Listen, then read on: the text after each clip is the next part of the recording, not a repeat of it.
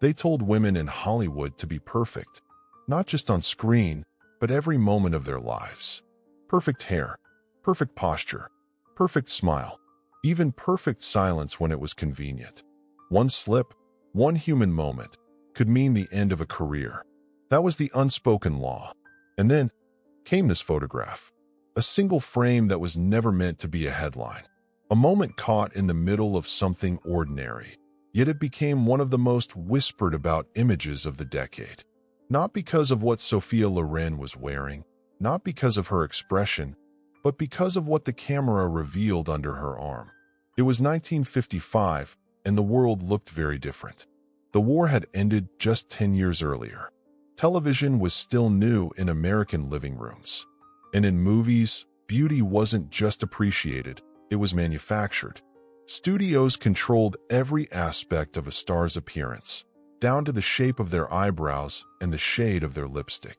But Sophia Loren didn't fit into that box. At just 21 years old, she was already building a reputation, not only for her beauty, undeniable and magnetic, but for her defiance. She had grown up in post-war Italy, a place where survival came before etiquette, and ambition was forged in hunger and struggle. She wasn't bred for Hollywood's perfection machine. She was raw, real, and that's what made her dangerous and irresistible. The photograph was simple. Sophia in a tailored dress, cinched at the waist, her arms lifted as she adjusted her hair. Her face, confident, unbothered. But there, in full view, was something Hollywood wasn't prepared for: visible underarm hair. To us today, it might barely register. But in 1955, this was enough to make editors debate whether to print the photo at all. The sight clashed violently with the airbrushed, idealized image of womanhood that the American public had been sold for years. Some called it a scandal. Others dismissed it as continental eccentricity, a nod to European beauty standards that didn't always align with American expectations. But beneath the chatter was something more unsettling for Hollywood executives: the fear that audiences might start seeing their glamorous icons as human. That was the real threat. Because Hollywood didn't just sell movies, it sold dreams. Dreams in which women were always perfectly composed, eternally flawless, never showing a single detail that might remind the world they were flesh and blood. And here was Sophia, smiling for the cameras, without shame, without apology, without the faintest attempt to correct herself for the comfort of others. The reaction was immediate. The photo circulated in European magazines, where it sparked amusement and admiration. In the United States, however, it carried an edge. Newspapers printed it with cautious captions.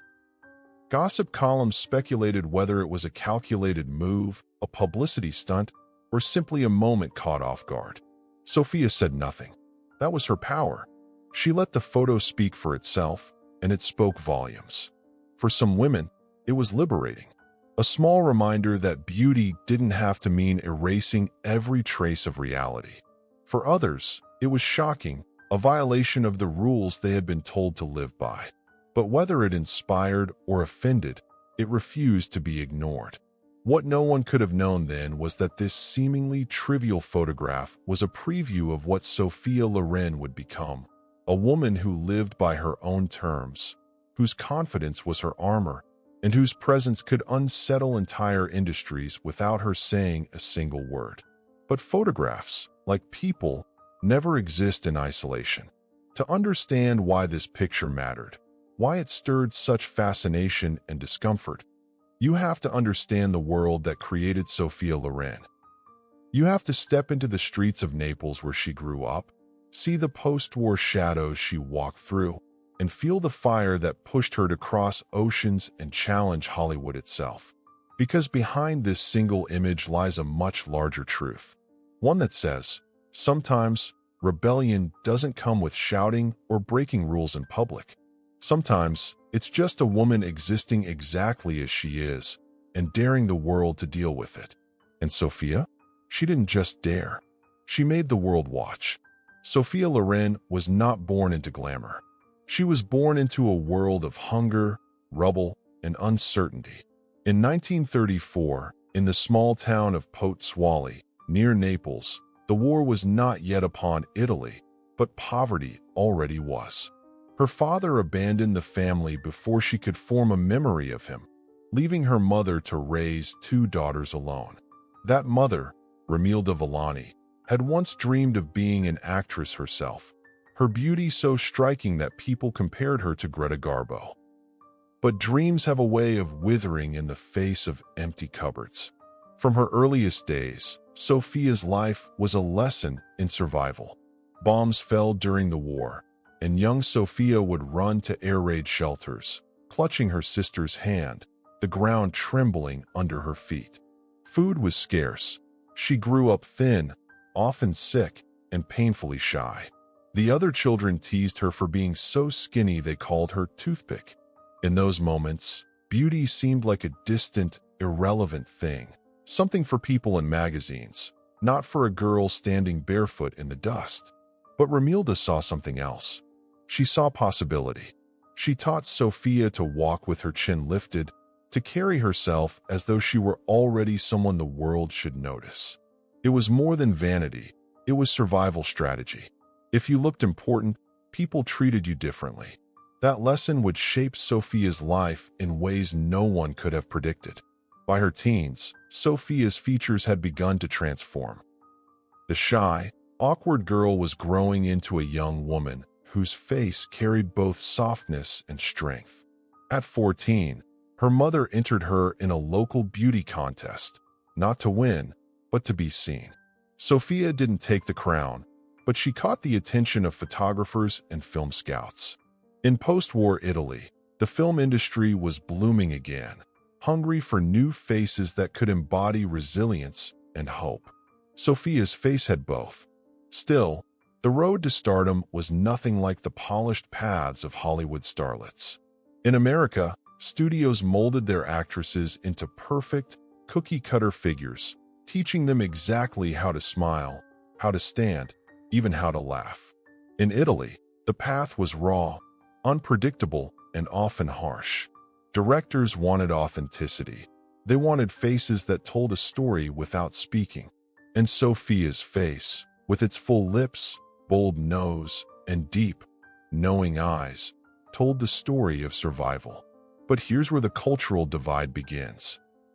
In America in the 1950s, beauty was airbrushed perfection. In Europe, beauty had a pulse. It was tied to personality, confidence, and a certain refusal to conform.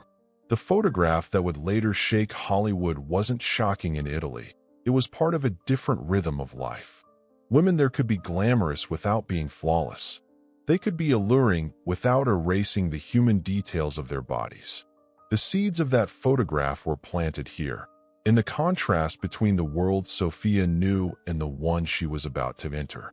And as her career began to rise, the quiet confidence her mother had taught her would soon collide head-on with the strict, spotless, suffocating rules of American beauty. And that collision would set the stage for the moment frozen in that now famous image. By the mid-1950s, Sophia Loren was no longer just another face in Italian cinema. She was its brightest flame. Her films were drawing attention beyond Europe, and soon, Hollywood came calling.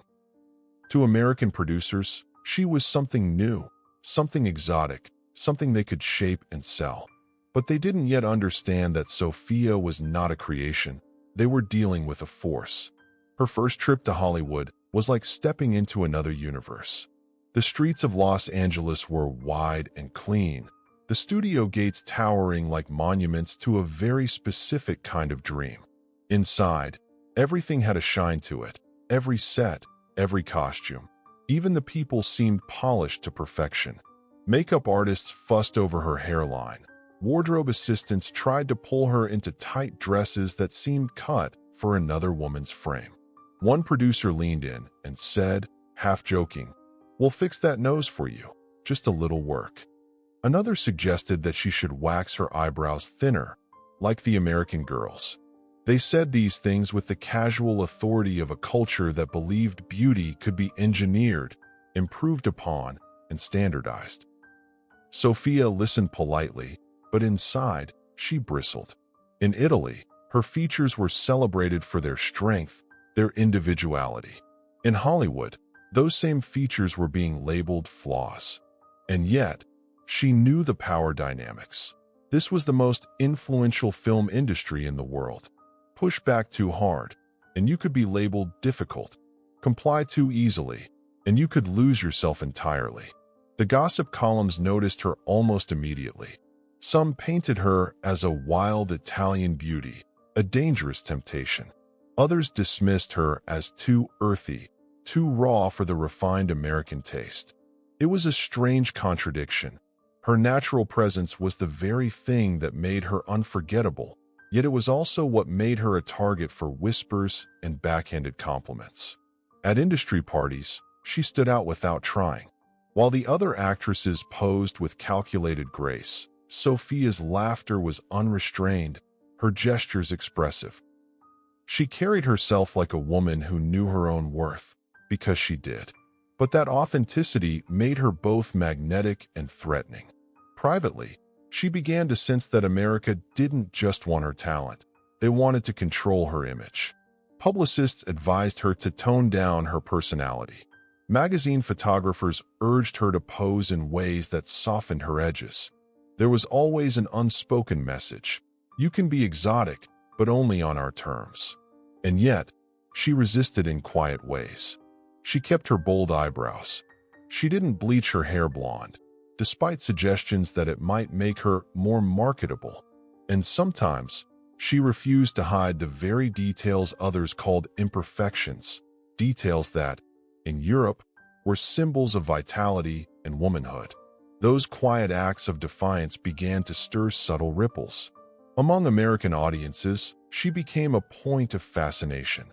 Some adored her unapologetic style, others were unsettled by it. The press played both sides, praising her one week and picking her apart the next. But here's the thing, every comment, every rumor, every headline built her mystique. And Hollywood, whether it liked it or not, was beginning to realize that they couldn't simply erase what made Sophia Loren. Sophia Loren. What no one knew then was that this tension, the push and pull between conformity and authenticity, was about to crystallize in a single moment. A moment captured forever, in a photograph that would challenge ideas of beauty, provoke outrage, and start conversations that still echo today. That photograph was coming, and the world wasn't ready. It was the summer of 1955. Sophia Loren was already making waves in Italy, and her name was beginning to circulate in Hollywood boardrooms.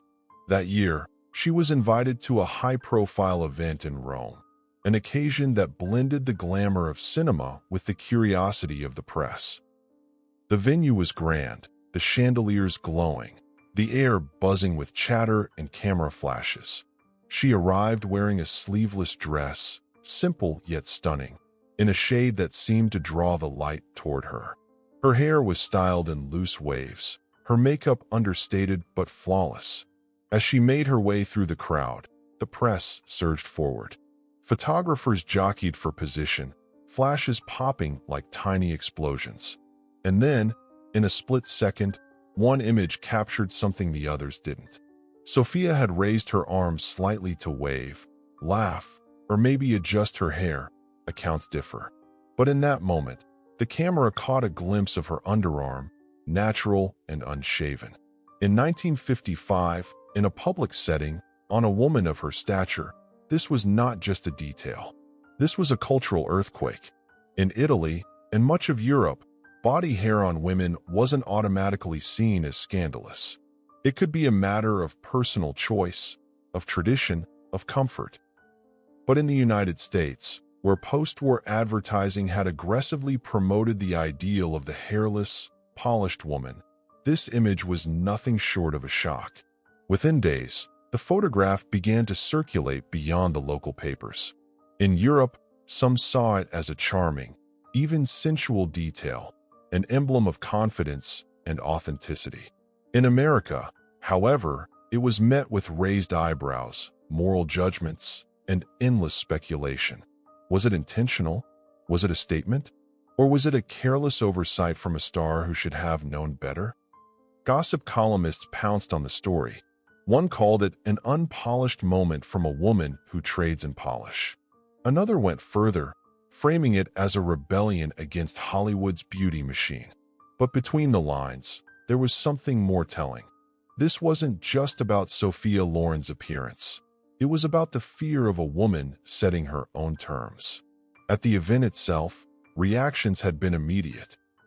A few whispers, a few quick glances, a few smirks exchanged between journalists who knew they had something that would sell papers. Sophia, for her part, seemed unfazed. If she noticed the stir, she didn't show it. Her laugh carried across the room, her movements remained fluid, and her presence, magnetic as ever, never faltered. And yet, in that room, the photograph was already more than just an image. It was a question mark hanging in the air. Was this simply a candid, unplanned moment? Or was it a quiet act of defiance against the unspoken rules that governed women in the public eye? As the photo made its way across the Atlantic, the contrast in interpretation became a story of its own. In Paris, some fashion writers praised her natural elegance. In London, columnists defended her right to define her own beauty. In New York, headlines leaned toward scandal, often stripped of nuance. It was the same picture, but it was telling two completely different stories, depending on where you were standing. And those two stories would soon collide in a way that neither Sophia nor the world could ignore. Because when that image reached the glossy pages of American magazines, the reactions would not just be about her. It would be about what she represented. And the battle over her image had only just begun.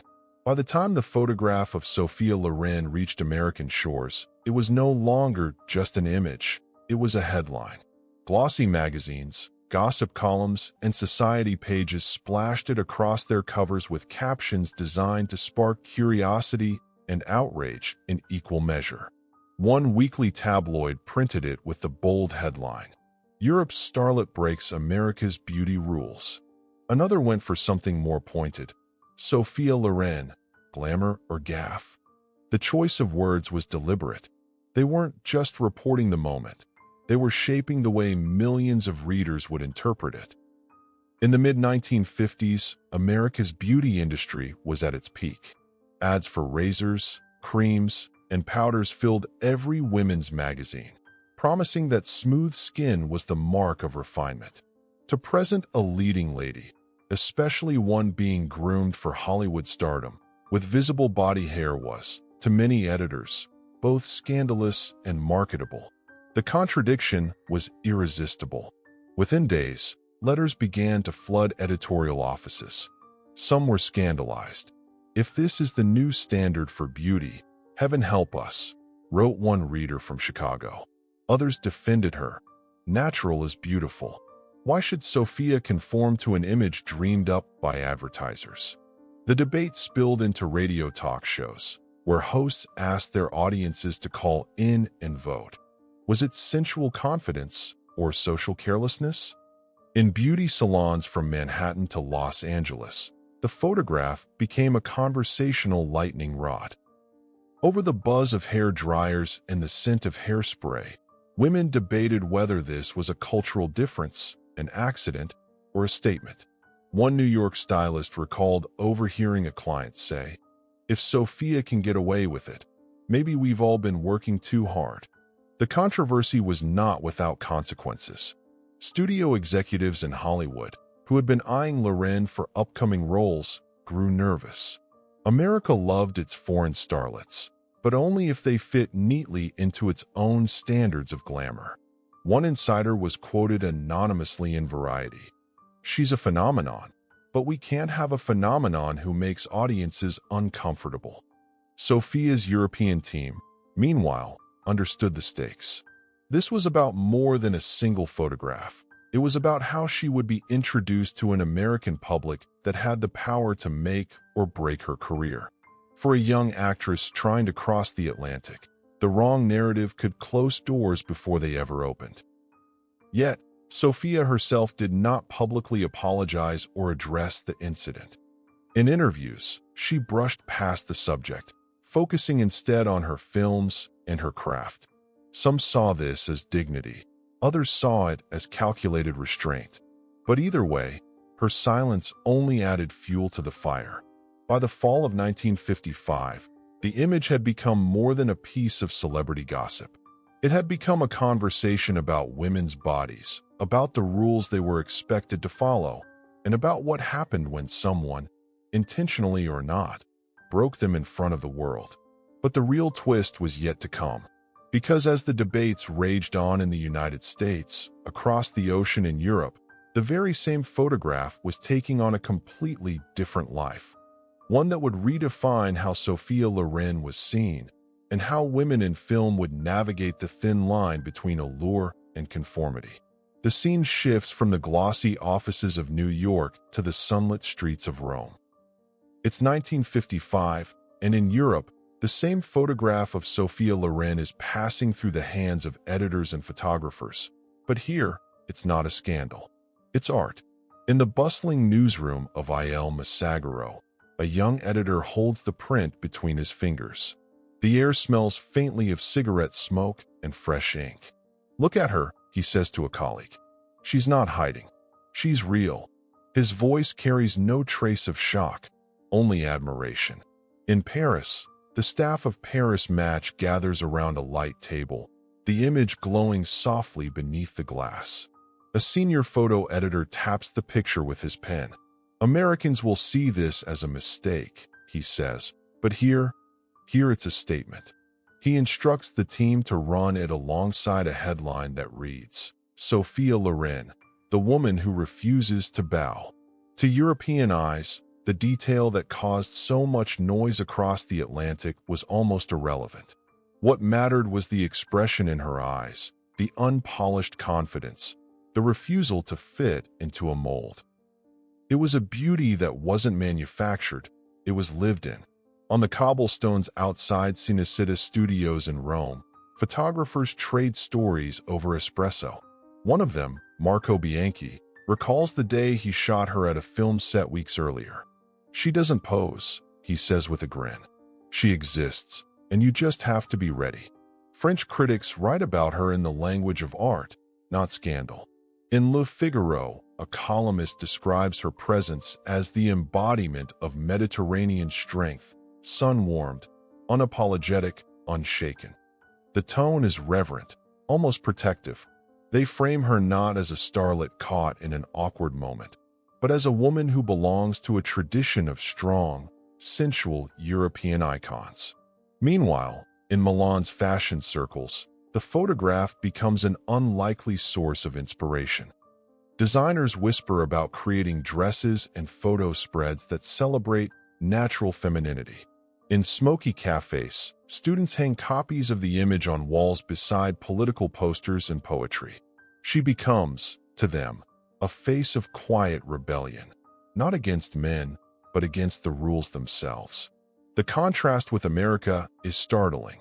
While U.S. tabloids debated whether her image was appropriate, European audiences seemed to move in the opposite direction, leaning into it, amplifying it, making it part of her mystique. Sophia's own team notices the shift.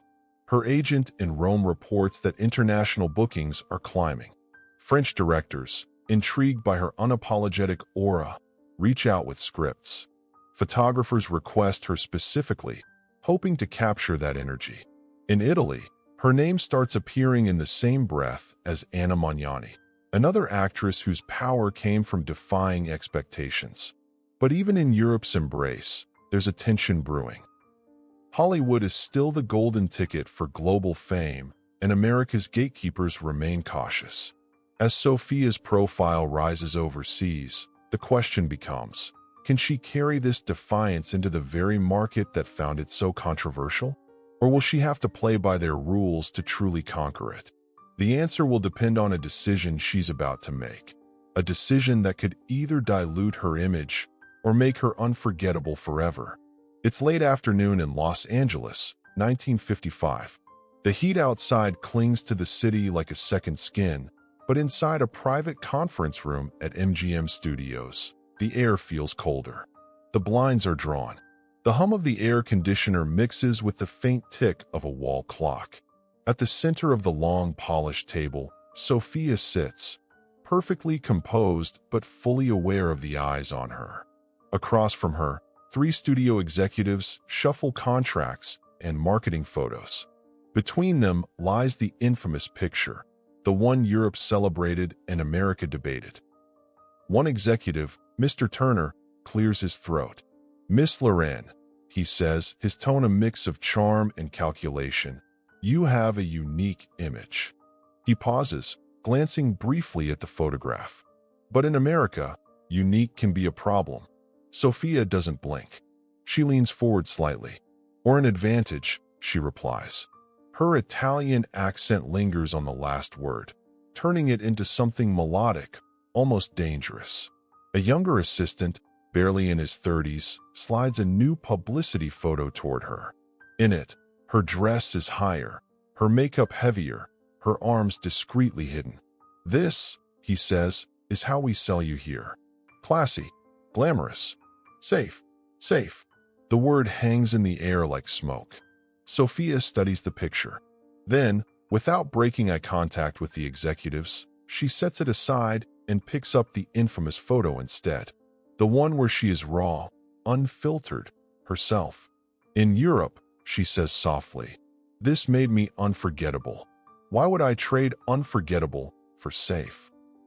The room is silent for a beat. Turner taps his pen, buying time. Finally, he leans back. "Because safe gets you the roles. Safe gets you the premieres. Safe gets you America." Sophia lets the words settle. She knows what's at stake. Hollywood is the empire. Its films reach every corner of the world. But she also knows her power lies in not bending too far. And then comes the moment. The wardrobe stylist enters with 2 dresses. One, a conservative champagne satin gown. The other, a bold crimson number with an open neckline and short sleeves. "Your choice for the press dinner tonight," the stylist says.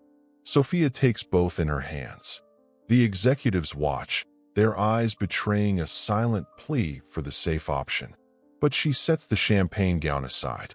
Slowly, she runs her fingers along the red dress. "This one," she says. The youngest executive shifts uncomfortably. "It's bold."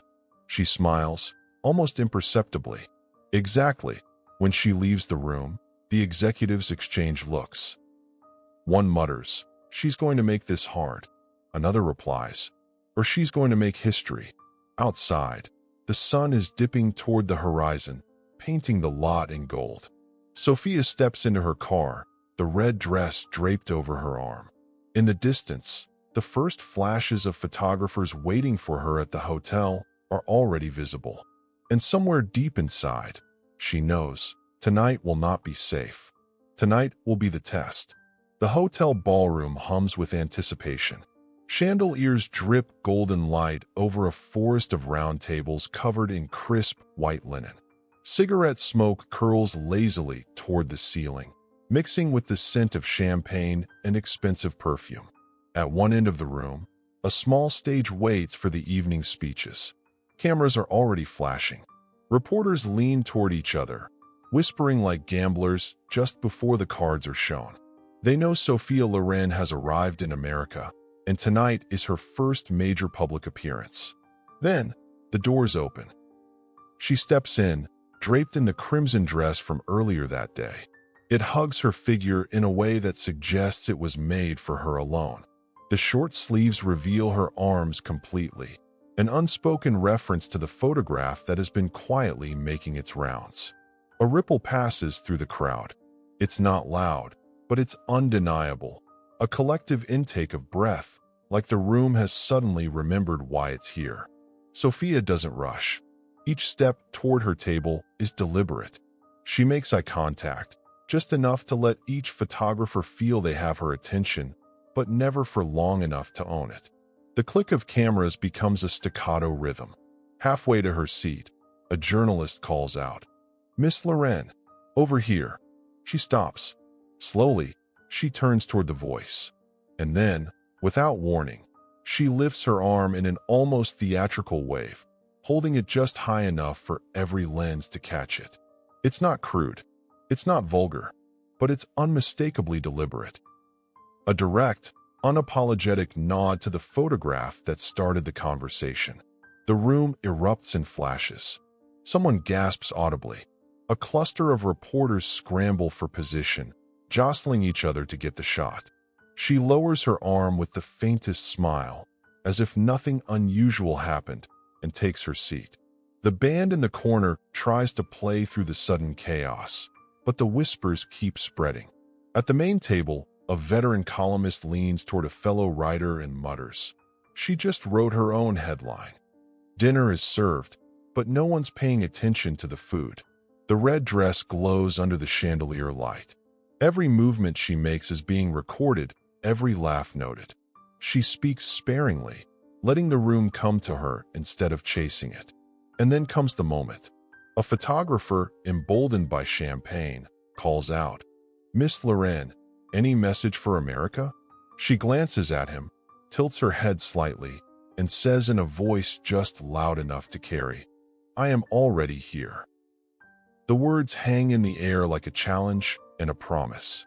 The cameras flash again, and somewhere in the back, a publicist swears under his breath. This was supposed to be a safe debut. Instead, it's a declaration. No one notices the main course being cleared away. All they see is Sophia, radiant, untouchable, and, for a moment, entirely in control of the narrative. In the next part, the consequences of this single night will ripple far beyond the ballroom, into contracts, magazine covers, and private conversations in smoky studio offices. Because in Hollywood, boldness doesn't just make you famous. It makes you dangerous. By the next morning, the city was already buzzing. Hollywood wakes early when there's a scandal, or at least the possibility of one. At 6:15 a.m., a young reporter at the Los Angeles Herald is shaking his editor awake over the phone. "We have to run it," he insists. Front page, above the fold. No one's seen anything like it. By 8 a.m., stacks of newspapers are being delivered to corner stands. Some headlines are coy. Italian starlet turns heads at gala, while others are blunt. Sophia's wave sparks frenzy. And on the front page of the Daily Mirror, a photograph catches the exact moment her arm was raised, smile lingering, eyes locked with the lens. Inside the studio boardrooms, the mood is less glamorous. Paramount's senior executives huddle around a long mahogany table, the morning sunlight cutting sharp lines across the polished surface. The head of publicity, a man in his 60s with a permanent scowl, slaps the paper down. "She's either a genius or a disaster," he says. "We need to decide which one before lunch." Some see opportunity. "People can't stop talking about her," one producer argues. "That's worth more than any marketing campaign we could buy." Others are nervous. "America's not ready for this kind of boldness," warns another. "Too much too soon, and she'll burn out." Meanwhile, in a modest apartment on Wilshire Boulevard, Sophia is drinking her morning coffee by the window, robe draped casually over her shoulders. The phone rings constantly, journalists, studio reps, friends from Italy. She takes each call with a measured calm, offering no apologies, no explanations. That same morning, in the bustling offices of Life magazine, an editor pins her gala photograph to a corkboard already filled with war images, presidential portraits, and Broadway stars. "This one," he says to his team, "center spread. The question is, do we frame her as rebellious or as a woman who didn't even notice?" By noon, contracts that had been moving slowly for weeks suddenly accelerate. Columbia Pictures sends over a revised offer with more favorable terms. A perfume brand requests a meeting immediately for a possible endorsement. And a Paris fashion house wires an invitation for their fall show, noting, "She will cause a sensation." But not all the attention is friendly. In smoky studio offices, whispers turn sharp. Rivals murmur about her being difficult, about her pushing boundaries too far. A columnist in New York files an opinion piece questioning her appropriateness for American audiences. It will run the next day, and its sting will be deliberate. Yet for every critic sharpening their knives, there are 10 more curious, drawn in, unable to look away. The photograph from the gala is everywhere, in shop windows, on magazine mock-ups, in studio press kits. People argue about it over lunch in diners and in line at the movie theaters. In a business built on carefully constructed images, Sophia Loren had just done something no publicist could have scripted. She made herself the story, and in Hollywood, that is the fastest way to power and to danger. The next part will take us inside the closed-door meetings where her career's path is decided. By people who see her as a gold mine, and others who see her as a risk worth cutting off before she gets any bigger. It is late afternoon, and the Paramount boardroom feels heavier than it did that morning. The blinds are drawn, muting the golden Los Angeles light into thin stripes across the carpet. Around the table, 10 men in tailored suits sit in a loose semicircle, ashtrays already half full, coffee cooling in porcelain cups. At the head of the table, studio president Howard St. James leans forward, fingers steepled. "We all saw the papers," he begins. "We all know what the public is saying. Now the question is, what are we going to do about it?" His publicity chief, Leonard Hart, flips open a leather-bound folder. Inside are clippings from every major paper in the country. "Columnists can't agree," he says. "Some call it refreshing. Others are saying she's indecent. But here's the point. Every single one of them is talking about her." A younger executive, barely in his 30s, jumps in. "That's the game now, isn't it? Buzz equals tickets. We could have her on every magazine cover in America by summer." But across the table, another voice cuts in, cool, measured. "Or we could have her banned from certain theaters. Don't underestimate the conservative towns. They pulled our films before. They'll do it again." There's a pause. Howard turns to the man sitting quietly at the far end, a veteran producer named William Harcourt, the kind of man who'd seen careers explode and vanish in a single headline. "Bill, you've worked with stars like this before. What's your read?" Harcourt exhales, his voice low. "She's lightning in a bottle. You don't put a cork on lightning. You ride it until it burns out or lights the whole sky. The trick is making sure it burns on our terms, not hers." The room murmurs in agreement, unease mixing with excitement. The decision forming here will ripple through every studio in town. While the executives weigh the risks, Sophia is across town in a sunlit suite at the Chateau Marmont, being fitted for a dress that will turn heads at an upcoming premiere. She's aware of the storm, but refuses to bow to it. "If they talk," she tells her stylist in a lilting Italian accent, "it means they see me." By evening, a deal is struck in that boardroom, not to silence her, but to control her. She'll be given bigger roles, but under strict image management. Public appearances will be planned to the minute. Photographers will be invited, but only certain ones. What no one in that room realizes is that Sophia Loren is already playing her own game.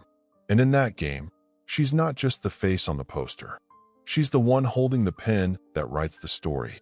In the final part, we will see exactly how Sophia turns this moment, not just into survival, but into the opening chapter of her transformation into an untouchable Hollywood icon. The night of the premiere arrives, and Hollywood Boulevard glows like a river of molten gold under the flashbulbs. The air is thick with perfume, cigar smoke, and the restless energy of a city that survives on spectacle. Sophia's car glides to a stop, and for a moment, the world holds its breath. She steps out, not in a gown that hides, but in one that commands. Emerald silk, cut to flow like water over her frame, a neckline that dares the cameras to blink. And there, under the shimmering fabric of her sleeves, the world notices she hasn't hidden a thing. The crowd's reaction is instant and electric. Some cheer, others gasp, a few shake their heads. But the photographers, oh, the photographers, can't get enough. The sound of their shutters is a storm, swallowing the air around her. Inside the theater, as the lights dim, whispers ripple through the audience.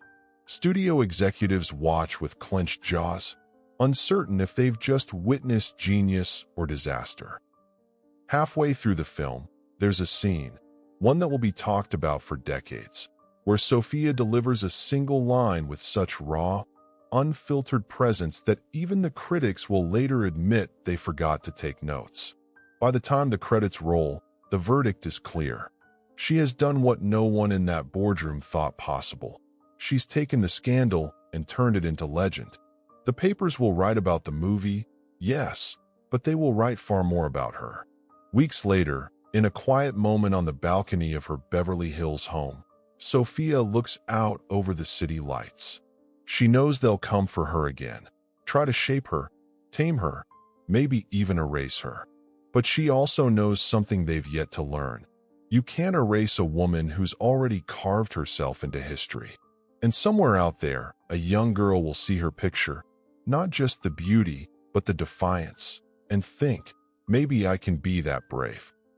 Because in the end, the story of Sophia Loren in 1955 isn't about scandal, or fashion, or even fame. It's about refusing to apologize for existing exactly as you are and daring the world to keep watching.